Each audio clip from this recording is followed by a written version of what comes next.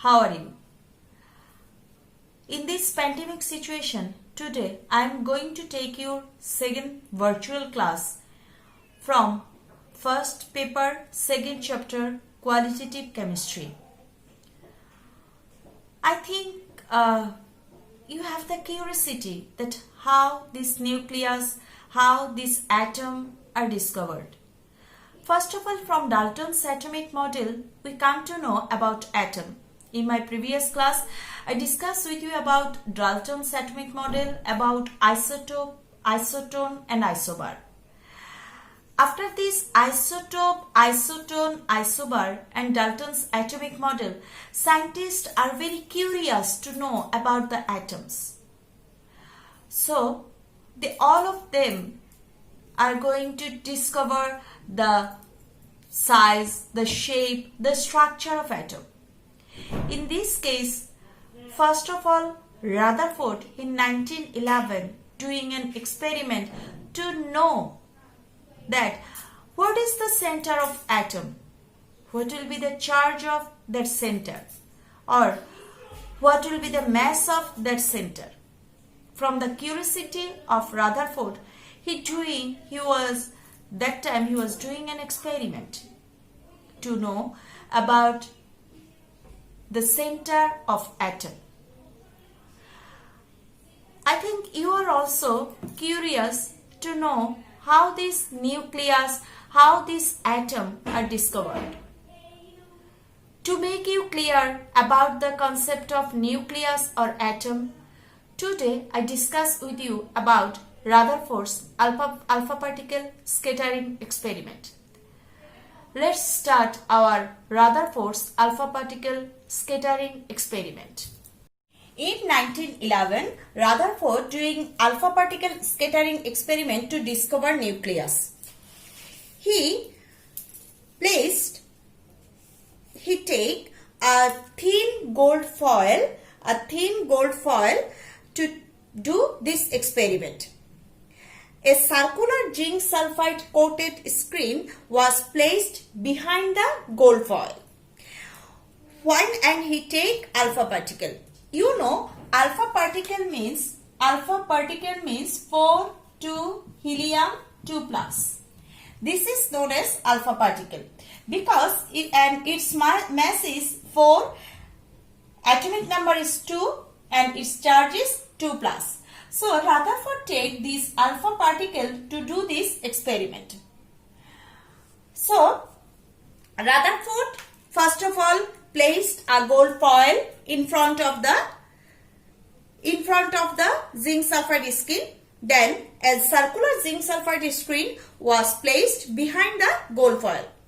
Whenever alpha particle struck the screen, a teeny flash of light was produced at that point. That's why he used this zinc sulfide coated screen. Changing the position of circular screen producing teeny flash of light, the pathway of alpha particles can be detected. When Rutherford threw alpha particles to gold foil, then he observed some things. He observed that most of the alpha ray directly passed through the foil. A few of alpha particles get deflected at smaller angles and pass through the metal foils. A very small number of alpha particles out of 20,000, only one. Out of 20,000, only one alpha particle get deflected at 90 degree or more than even at 180 degree without passing through the metal foil. I repeat again, the observation of Rutherford that most of the alpha particle directly pass through the foil and thus produced a flash on the screen behind it. A few alpha particles get deflected at smaller angles and pass through the metal foil. a very small number of alpha particles get deflected at 90 degree or more than even at 180 degree without passing through the metal foil. So this is the alpha particle scattering experiment of Rutherford. From this scattering experiment, Rutherford came to a conclusion. He made the decision that as most of the alpha particles directly pass through the foil, that means most of the space of the atoms are vacant. As few alpha particles directly strike the nucleus and get deflected at angle of 90 degree or higher or even at 180 degree, that means this center of the atom will be positively charged, because you know same charge repels each other, and I have already told that alpha particle is positively charged as is reflected by the center. That means the center of the atom is also positively charged.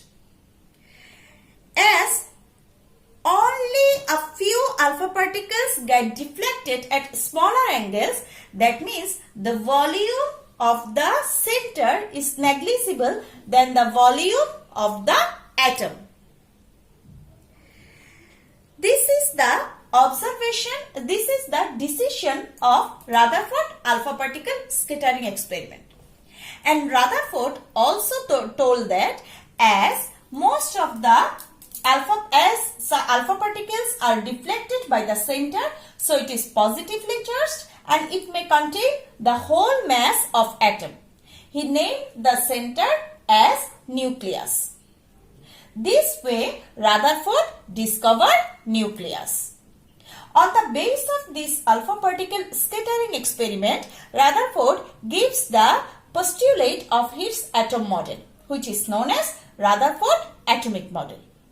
Let's discuss about Rutherford atomic model.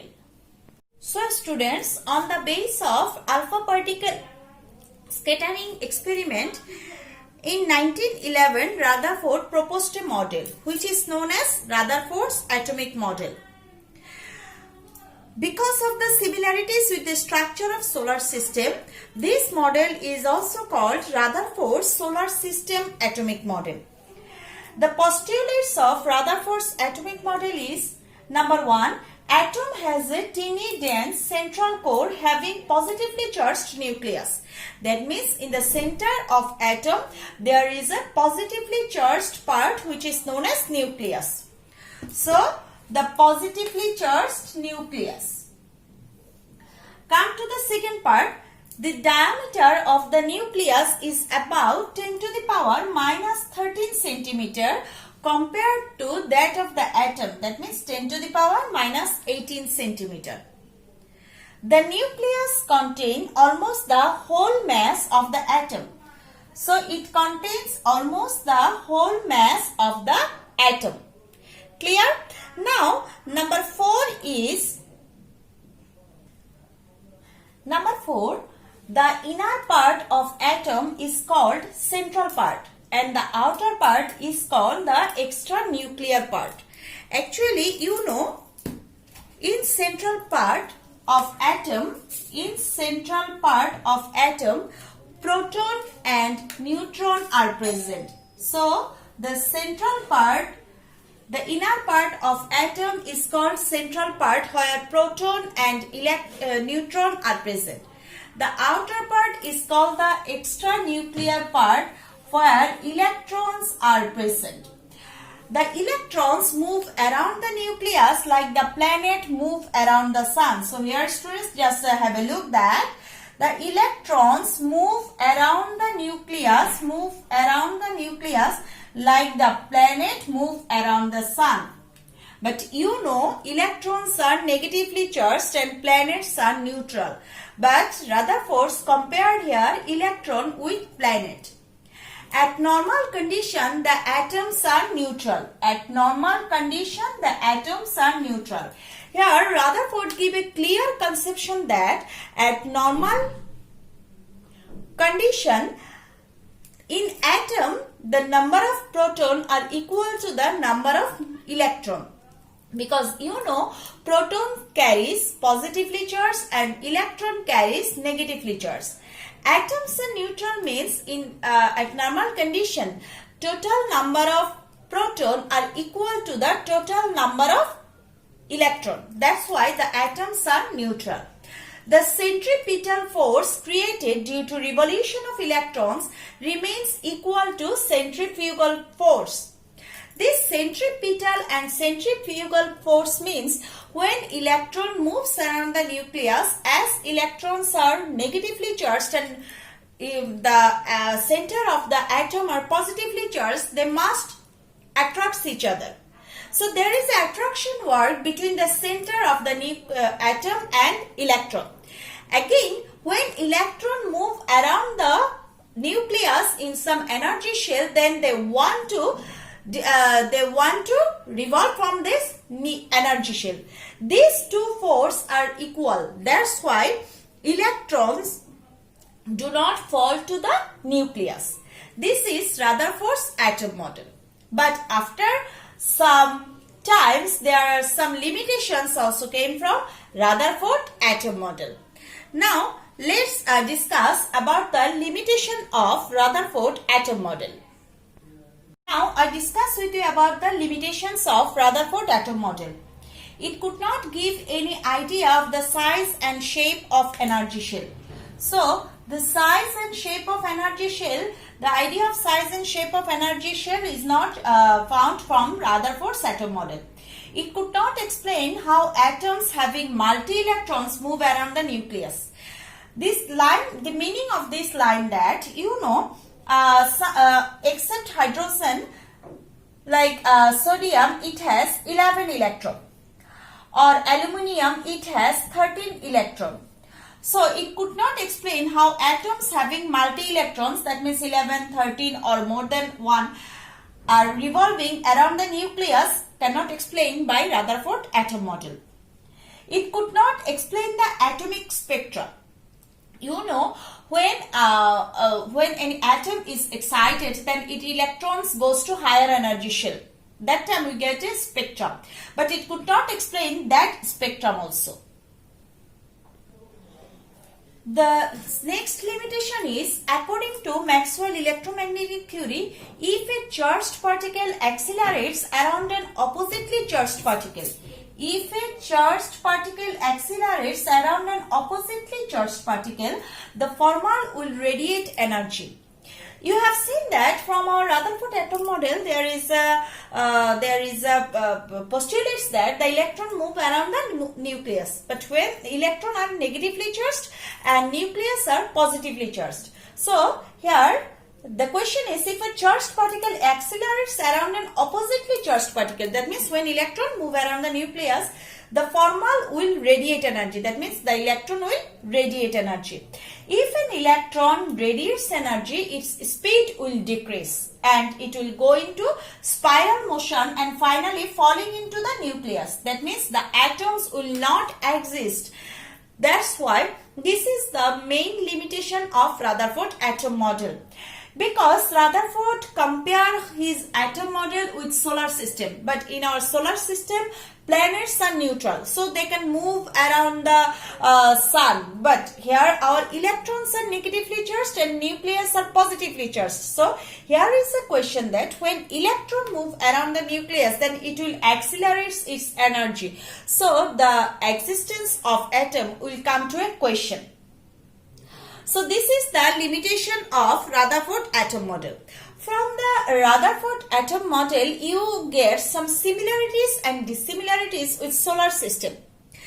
The similarities of solar system is, according to solar system, planets rotate around the nucleus.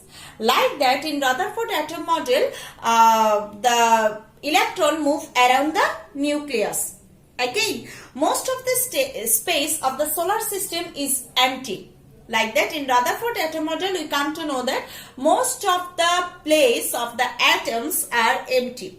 The mass of the sun is higher than any other planet. Like that, the mass of nucleus is higher than any other electron, higher than electron. But the dissimilarities are the sun and the planets are practically neutral, are electrically neutral, sorry. The sun and the planets are electrically neutral. But the nucleus of atom is positively charged and the electron are negatively charged. And the orbit of each planet is fixed. Each orbit cannot hold more than one planet. But the orbit around the nucleus of an atom can hold more than one electron. So this is the similarities and dissimilarities of with solar system and Rutherford atom model. Though it has some limitation, but it makes a great role, or it plays a great role to discover the nucleus or to give primary concept about the atom. After that, to remove the idea of, or to remove the limitation of Rutherford atom model, Bohr gives his concept. Though Bohr gives his concept, but initially Rutherford atom model by Rutherford alpha particle experiment, we come to a clear concept about the nucleus. So this is the success of Rutherford atom model. So dear students, I think you are clear about the Rutherford atom model, Rutherford alpha particle experiment, limitation of Rutherford atom model. No more today. Goodbye and see you in next class.